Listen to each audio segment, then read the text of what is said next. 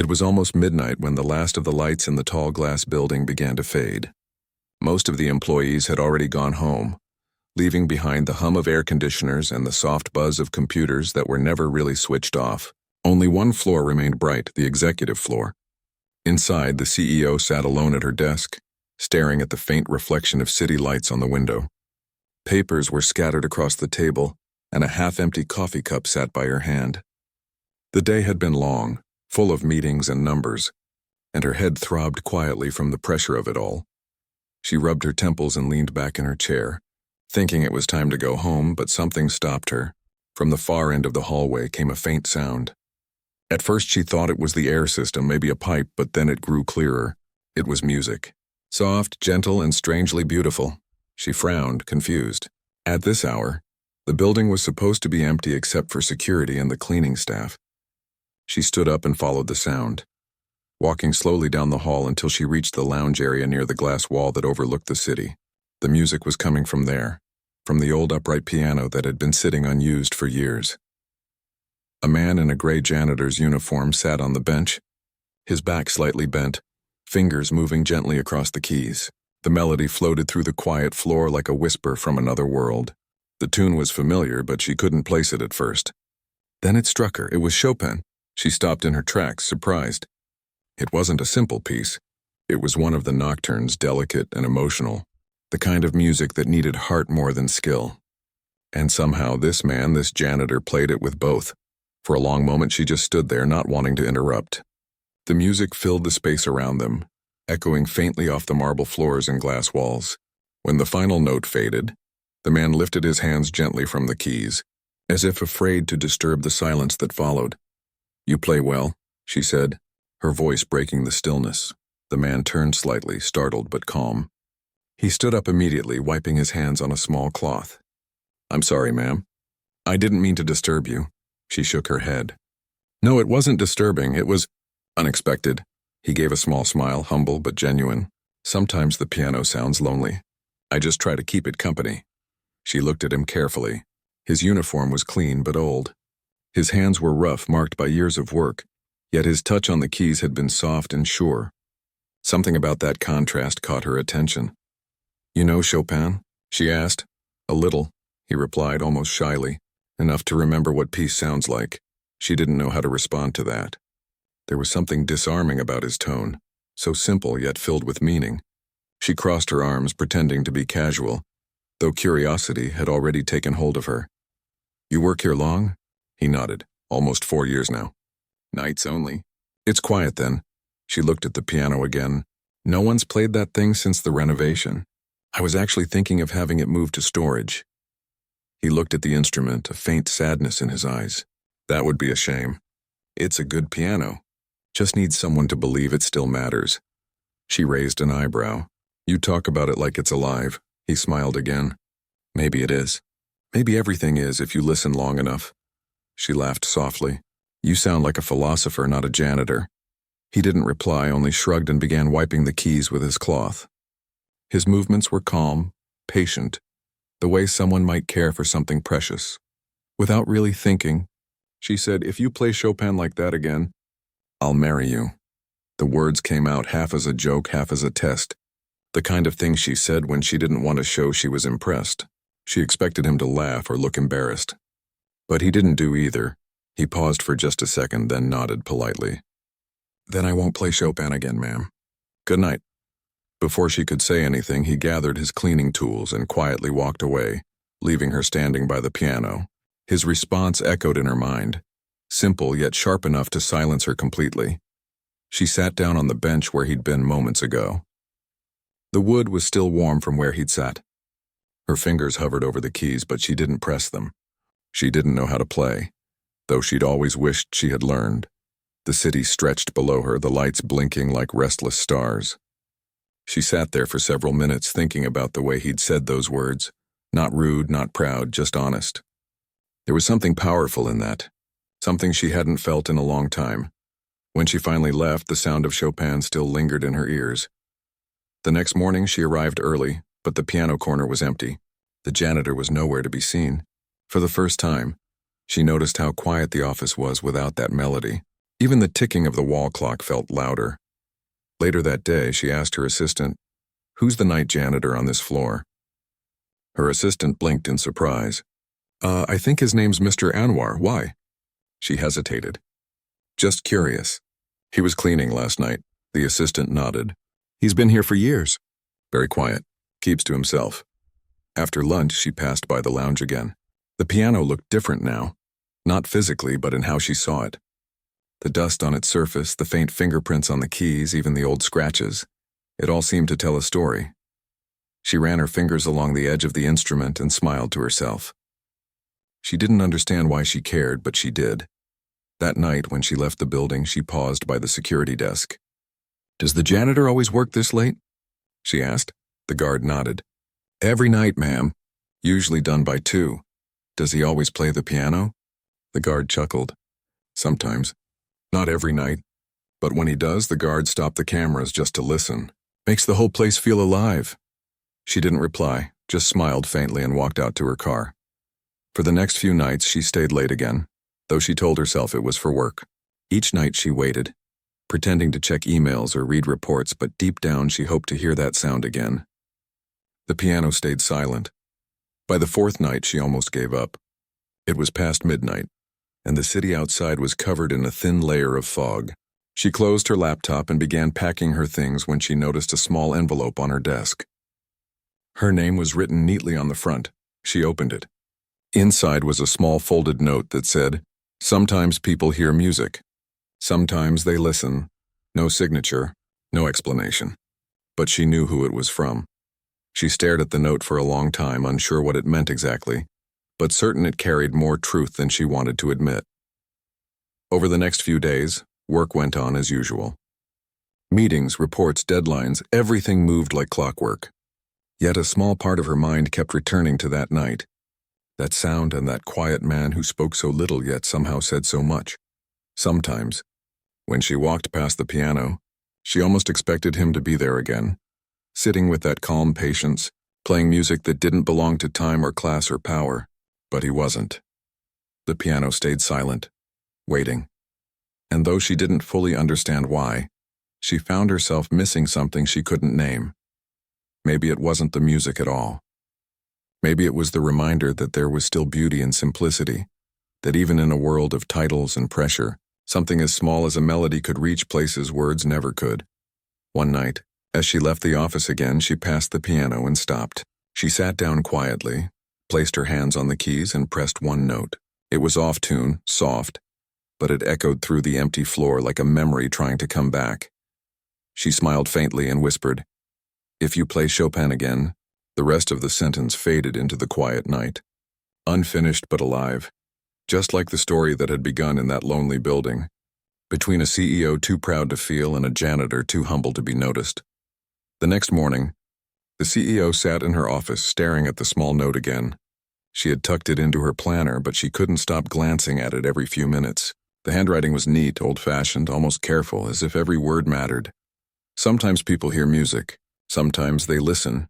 It wasn't just a sentence. It felt like a quiet lesson. She wondered what he meant by it. Was it a reminder? A challenge? Or was it simply his way of saying goodbye?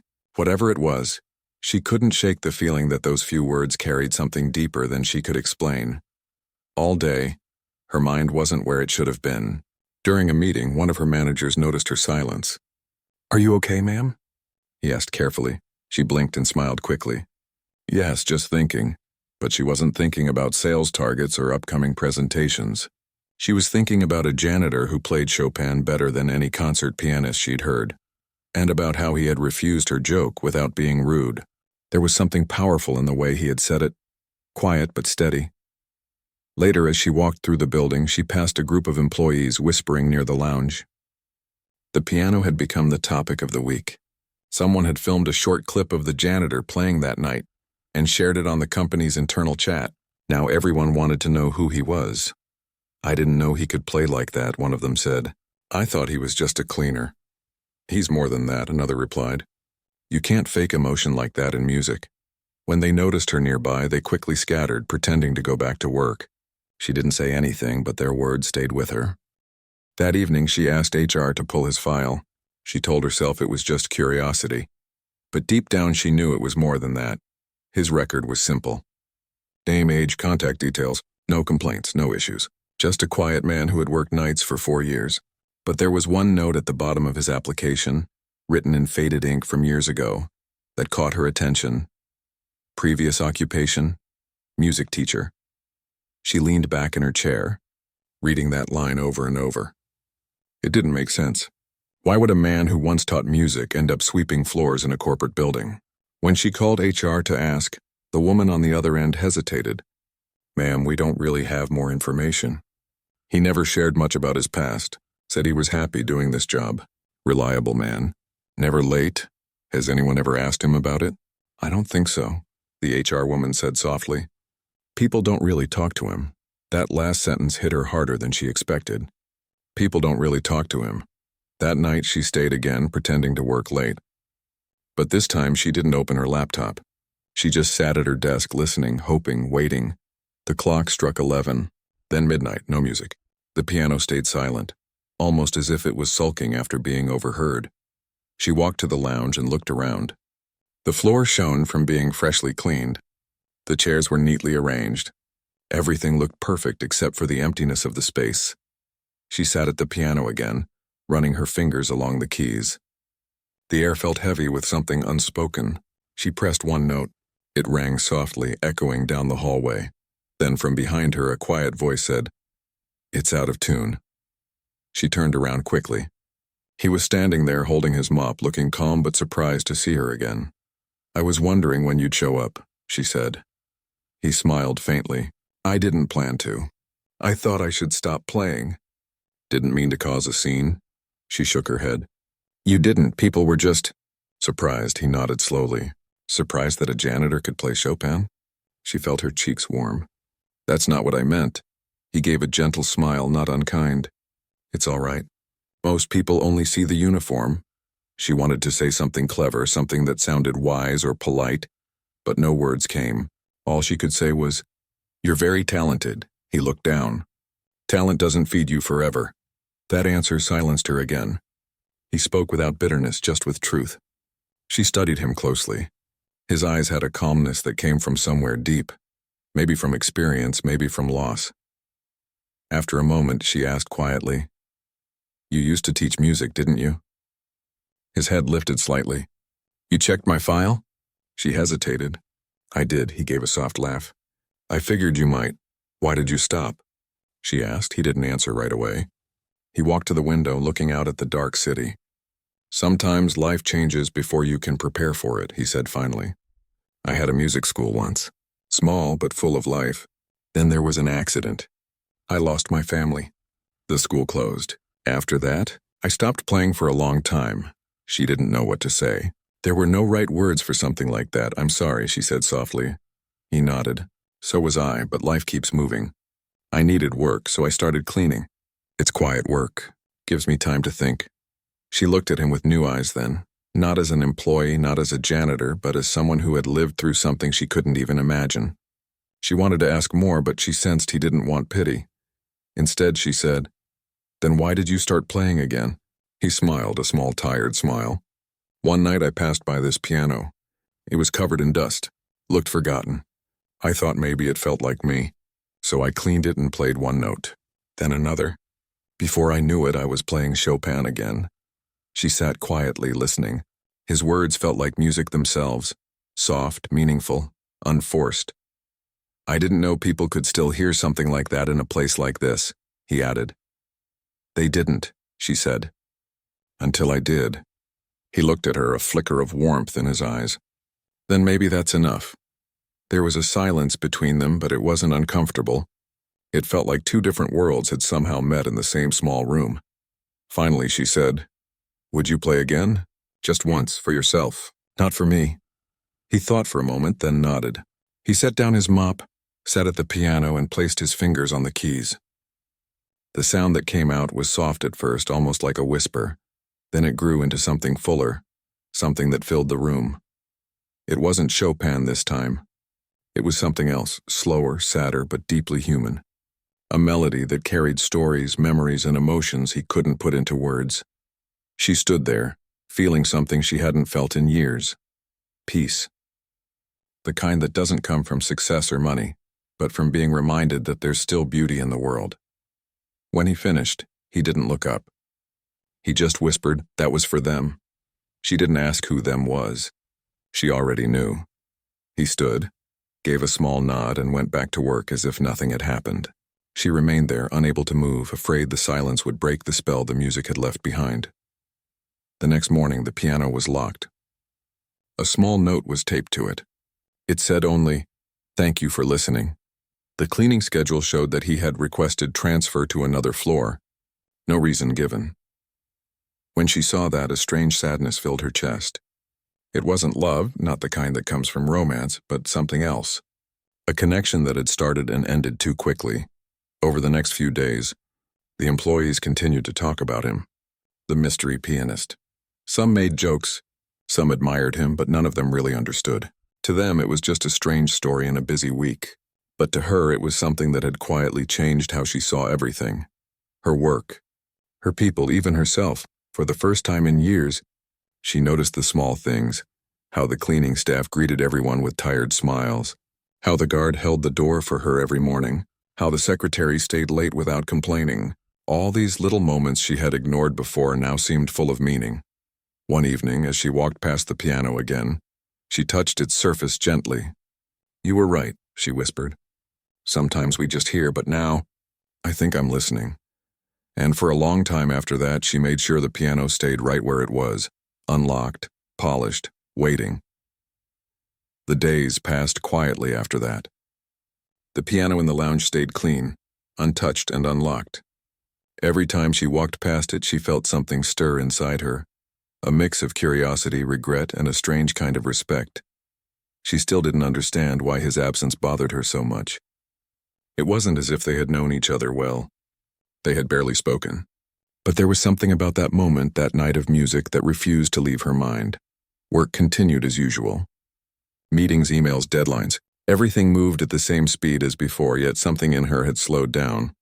She noticed things more, the way people talked, the tired look in their eyes, the little details she had ignored for years. One evening, as she left the office, she saw the janitor again. Not on her floor this time, but in the lobby, quietly cleaning the marble tiles near the elevator. He didn't see her at first. He was humming softly to himself, a tune she didn't recognize but found comforting. She hesitated, then walked over. "You transferred," she said quietly. He looked up, surprised, then smiled politely. "Yes, ma'am. Less noise down here. More time to think." "You didn't have to leave the executive floor," she said. "No one complained," he nodded. "I know. But sometimes silence is better when people aren't watching." She didn't know what to say to that, so she stood there for a moment, just watching him work. There was something peaceful about the way he moved. Slow, deliberate, not rushed like everyone else in the building. Finally, she asked, "Do you still play?" He stopped, leaned on his mop, and thought for a second. "Not lately. Maybe someday, why not now?" He looked at her with calm eyes. "Because I only play when it feels honest." She wanted to understand what that meant, but she didn't ask. There was a kind of wisdom in his simplicity that made her feel small, but not in a bad way. For the next few days, she found excuses to walk through the lobby more often. Sometimes he was there, sometimes not. When he was, they would exchange a few words. Nothing deep, just polite conversation. But even those small moments began to feel meaningful. One evening, while she waited for her car, she saw him sitting on a bench outside, looking at the sky. She walked over. "You're still here?" He nodded. "Just watching the sunset. Reminds me of home." "Where's home?" she asked. He paused, thinking. "A small town by the river. Far from here. I haven't been back in years. Why not?" He smiled faintly. "Because everything I loved there is gone." She sat beside him quietly. The sky was turning orange and pink, the city lights slowly appearing one by one. "You lost your family, didn't you?" she asked gently. He didn't look at her, but he nodded once. "Yes, my wife and daughter. It was a long time ago, but some things don't fade." Her throat tightened. "I'm sorry." He took a slow breath. "I used to think if I stopped playing music, I could stop feeling. But life doesn't work that way. The silence just gets louder." She listened in silence. For a long time, neither of them spoke. The noise of traffic, the soft hum of the city, and the rustle of trees filled the air between them. Finally, he said quietly, "When I first played in that lounge, I didn't expect anyone to listen. I thought the world had forgotten how to listen. But I did," she said softly. He smiled. "Yes, you did. That's why I left the note." She looked at him, half smiling. "You could have just told me that." He laughed gently. "Words are easy. Music says it better." That night when she went home, she couldn't sleep.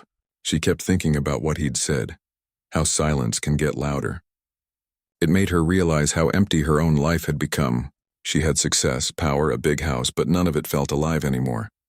The next morning, she came to work earlier than usual. She called her assistant and said, "Bring that old piano from the lounge down to the lobby."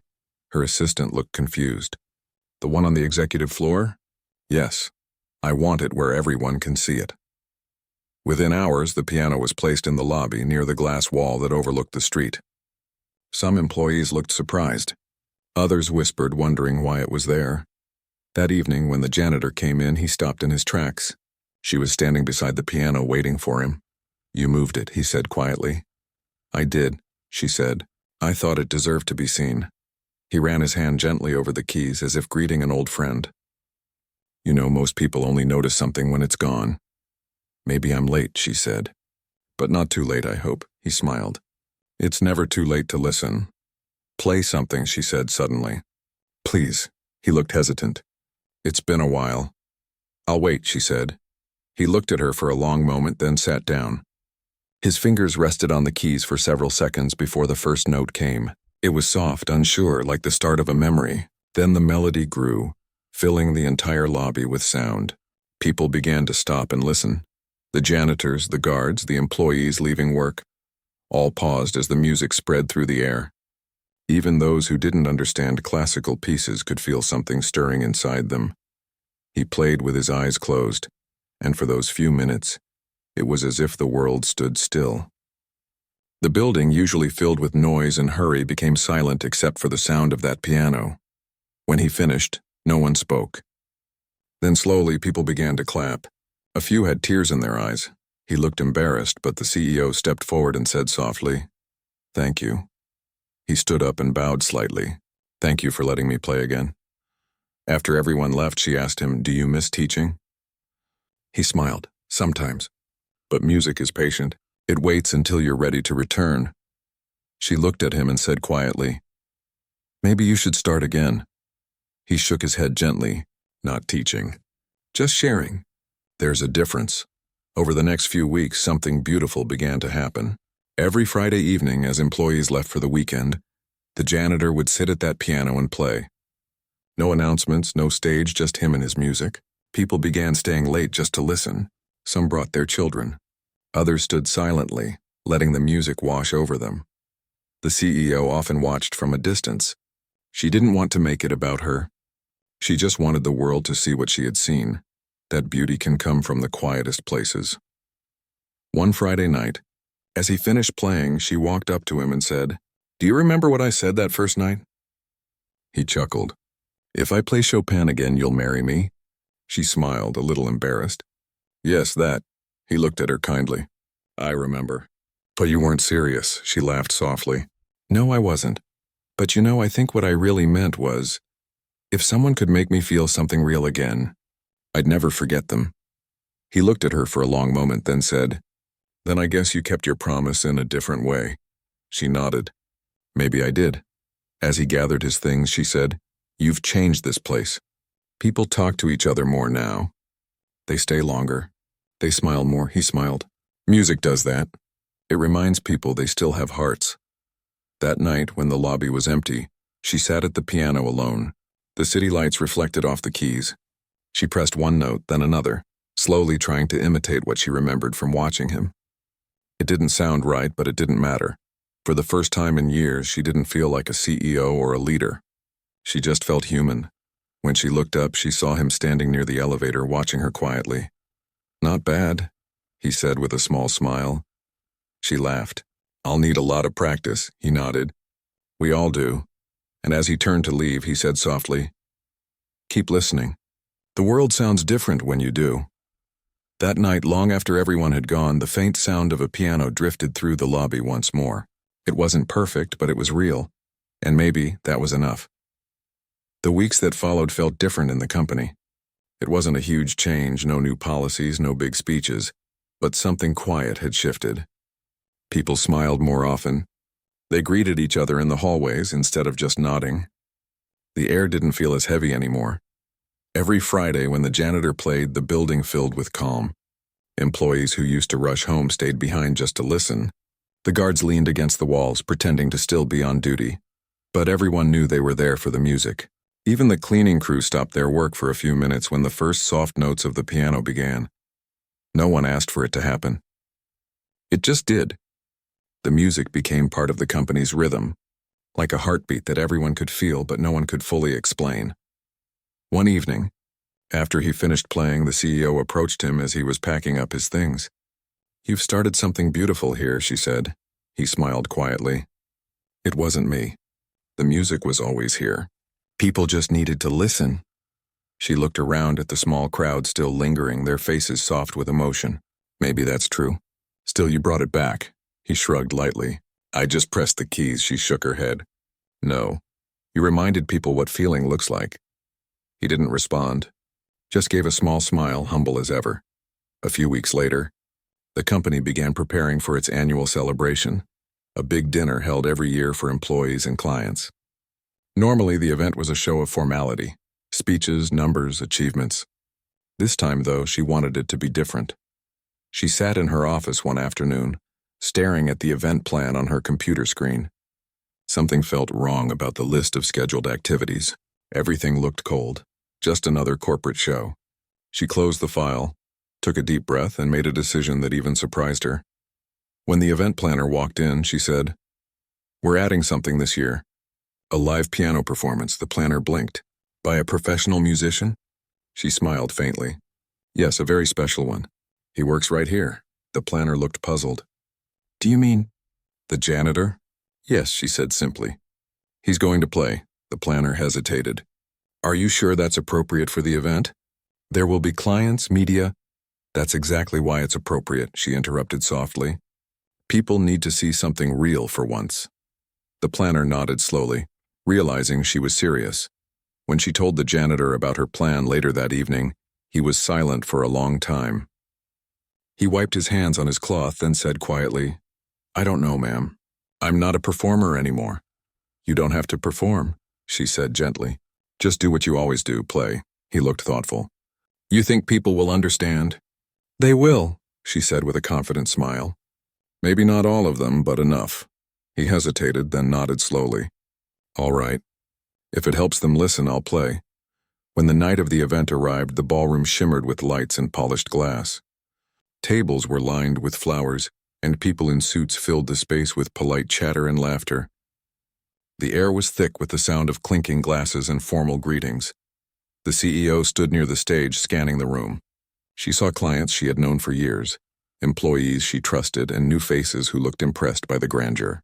Yet something still felt hollow, until she saw him walk in quietly from the side door, dressed in a clean black suit, holding a pair of white gloves in his hand. He looked different that night, still humble, but with a quiet grace. The room barely noticed him at first. Most people assumed he was part of the staff. When it was time for her speech, she stepped onto the small stage. The noise in the room softened. She began with the usual words about hard work, about growth, about gratitude. But then she paused and looked at the audience with a small smile. "Tonight," she said, "I want to end our celebration in a way that reminds us why we do what we do. We spend our days chasing success, meeting targets, and solving problems. But sometimes we forget the simple things, the human moments that connect us." People looked at her curiously, unsure where she was going. "There's someone among us," she continued, "who reminded me what it means to listen, not just to sound, but to feeling. Tonight, I'd like you all to meet him." The janitor stepped forward. At first, there was silence. Some people looked confused, others surprised. But when he sat at the piano, the room fell completely still. He placed his fingers on the keys and began to play. The sound that came was soft, fragile, almost shy at first. Then it grew deep and full of emotion. It was Chopin, but not played like a performance, played like a story. The melody carried sorrow, love, and peace all at once. The notes seemed to float through the air, touching everyone differently. The chatter stopped. The laughter died down. Even the waiters froze mid-step. All eyes were on him. He played as if he wasn't there at all, as if he had left his body behind and let his soul speak instead. The music spoke of loss, of time, of remembering and forgiving. It filled the room like light. When the last note lingered and faded, no one moved. Then slowly the applause began. It wasn't loud at first, but it grew until the whole room was clapping. Some stood, others wiped their eyes. It wasn't just appreciation, it was gratitude. The CEO felt her throat tighten. She looked at him sitting there, calm as ever, bowing slightly. For a moment she saw not a janitor, not a man in uniform, but someone who had carried pain, survived it, and turned it into beauty. When the applause finally faded, she stepped forward, holding the microphone. Her voice trembled slightly, but she didn't hide it. "Thank you," she said, looking at him. "You reminded us all tonight that the heart of this company isn't just numbers or plans. It's people. People who still feel, still hope, still create. You reminded us what we forgot." He nodded softly, humble as ever. "Thank you for listening," he said simply. After the event, people gathered around him, shaking his hand, asking about his music. He smiled politely but looked overwhelmed. He wasn't used to attention. The CEO noticed and quietly led him outside for some fresh air. The night sky was clear, and the city lights shimmered below. For a while, neither of them spoke. Then she said, "You silenced a room full of powerful people tonight." He smiled faintly. "Music has its own language. Power listens when words fail." She laughed softly. "You're wiser than most of the leaders I know." He looked at her, then said, "No, ma'am. I just learned to listen to silence." They stood quietly for a moment, the sound of distant traffic mixing with the cool breeze. Finally, she said, "Do you realize what you've done tonight? You changed how people see you, how they see each other." He looked down thoughtfully. "Maybe they'll forget in a few days. People move on fast," she shook her head. "Maybe, but not all of them. You planted something. It'll stay." He looked at her then, really looked, and said softly, "You did too, you know. You listened when no one else did." She smiled. "Maybe that's why the music found me." He chuckled quietly. "Maybe." When they went back inside, the guests were still talking about him. Some were asking if he gave lessons, others if he'd play again next year. But he didn't seem interested in fame or praise. He only said, "I'm glad it reached someone." Later that night, after everyone left, the CEO stayed back alone in the ballroom. The piano was still there, the last note of his music still echoing faintly in her mind. She sat at the bench, touching the keys gently, almost afraid to play. She pressed one note, soft, low, uncertain. It made her smile, then she whispered, "If you play Chopin, I'll marry you." The words that had once been a joke now felt like something else entirely, a memory of how one simple moment can change the way you see the world. The janitor had walked out quietly after his performance, leaving behind no business cards, no speech, no promise, just music, and the reminder that sometimes the most powerful things are spoken without words. That night, as she left the building, the moonlight caught the edge of the piano through the glass wall. It stood there like a symbol of humility, of connection, of life itself. And though the hall was empty, she could almost hear the faint echo of Chopin drifting through the air again, wrapping the night in calm, like a secret shared between two souls who finally learned how to listen. The next morning, sunlight streamed through the tall glass windows of the office lobby. The building felt unusually quiet, as if the night before had left an echo that no one wanted to disturb. People moved slower that day, still replaying the sound of the piano in their minds. The janitor's performance had touched something deep in everyone, something they didn't even know they were missing. The CEO arrived early, as she always did, but this time she didn't go straight to her office. Instead, she stopped near the piano that now stood in the middle of the lobby. It looked different in the daylight, ordinary even, but she could still feel the warmth of the night before lingering in the air. She ran her fingers lightly over the keys, remembering the way he had played. Every note had carried truth, every pause had meant something. For a few moments, she simply stood there, lost in thought, until she heard the faint sound of footsteps behind her. It was him, the janitor, dressed in his simple uniform again, holding his mop and a small bucket. He gave her a polite nod, the same quiet one he gave everyone, and started cleaning near the elevator. She turned and smiled softly. "Good morning." He looked up and smiled back. "Good morning, ma'am." For a few seconds there was silence. Then she said, "You know, you could have at least taken the day off. You earned it." He chuckled quietly. "Music was my rest. I feel lighter now."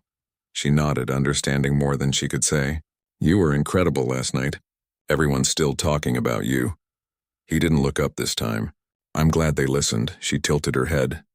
"You make it sound so simple." "It is simple," he said gently. "People forget that. Listening doesn't need a stage. It just needs space." She watched him for a while as he worked, steady, calm, unbothered by attention. There was something grounding about him, something peaceful. Later that morning, when the employees started coming in, they greeted him differently. Some smiled, some stopped to thank him. A few even asked questions about his music. He listened patiently, answering with kindness but never making it about himself.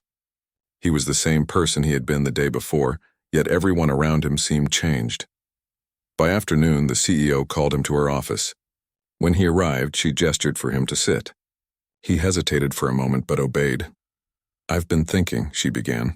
"Last night reminded me that talent doesn't belong to titles. It belongs to people who carry it in their hearts.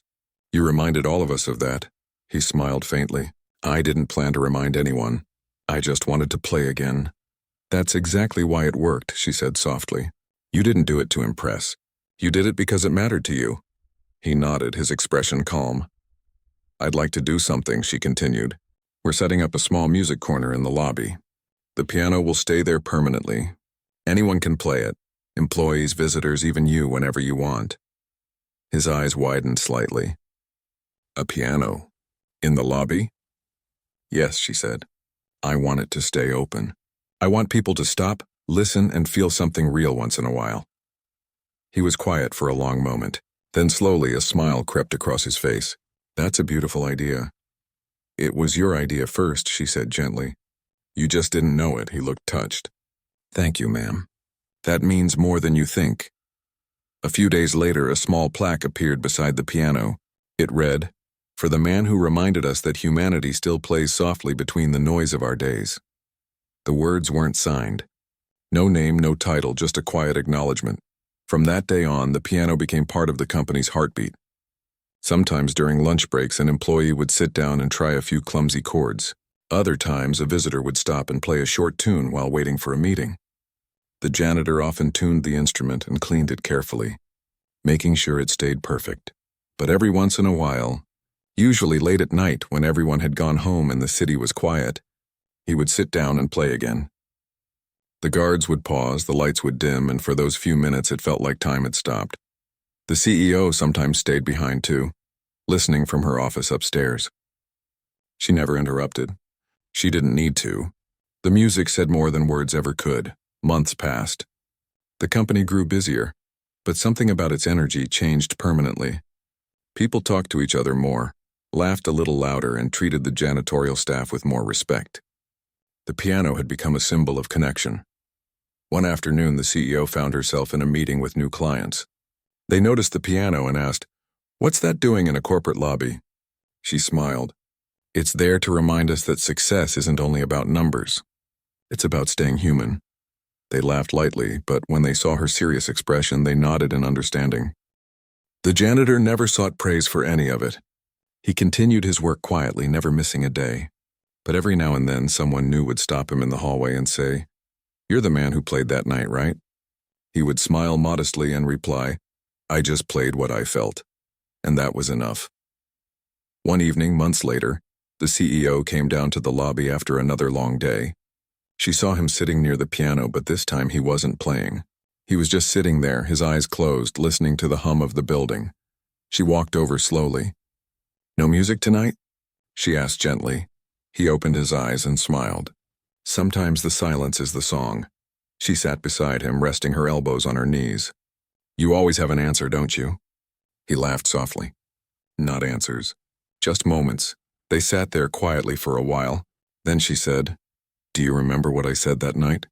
If you play Chopin, I'll marry you." He chuckled, shaking his head. "Yes, I remember. It was the first time anyone had made me laugh at the piano again." She looked at him thoughtfully. It was a joke, but it meant something. I didn't realize it then. He looked at her kindly. Sometimes words find meaning long after they're spoken. She smiled softly. You've taught me a lot, you know. About leadership, about people, about listening. He nodded. You taught me too. You reminded me it's okay to play again. The clock ticked softly in the background. The air felt warm and peaceful. After a moment, she said, If you could go back to your old life teaching music, would you? He thought about it carefully. No, he said finally. Back then I played for audiences. Here I play for souls. She looked down, touched by his words. You're remarkable. He smiled, shaking his head. No, just human. Time moved on, and the piano became something of a legend in the city. Visitors came not just for business, but to see the piano that changed a company. Some even asked about the janitor who played Chopin. But those who met him always said the same thing afterward, that he spoke more with his silence than most people did with speeches. Years later, when he retired, the company held a small farewell gathering. There were no grand decorations, no big speeches, just people standing together, remembering. The CEO gave him a small wooden box as a gift. Inside was a silver key, the original piano key from the instrument he had first played that night. She said softly, This belongs to you. He looked at it for a long moment, then smiled. It belongs to all of us, he replied. Before he left, he walked to the piano one last time. The lobby was full of people watching, their faces full of warmth. He sat down, closed his eyes, and played one final piece. Soft, gentle, like a farewell whispered through the wind. When the music ended, no one clapped. They just stood there, silent, because applause would have broken the moment. The CEO wiped a tear and whispered, Thank you. He smiled at her one last time. You said if I played Chopin, you'd marry me, he said teasingly. She laughed softly. I think I already did, in spirit. He laughed too, then nodded, picked up his small bag, and walked toward the door. The sound of his footsteps faded, but the melody he left behind never did. Years later, when new employees joined the company, they were told the story of the janitor and the piano. Some believed it, some didn't. But every evening, when the lights dimmed, someone would still sit at the piano and play. And sometimes, if you listened closely enough, you could almost hear his music, gentle, patient, full of life, drifting through the building like a memory that refused to fade. He never came back, but he never really left either. Because the lesson he brought wasn't just about music. It was about kindness, humility, and the quiet power of being human. And every time someone pressed those piano keys, it felt like he was right there again, reminding them softly, sometimes people hear music, sometimes they listen.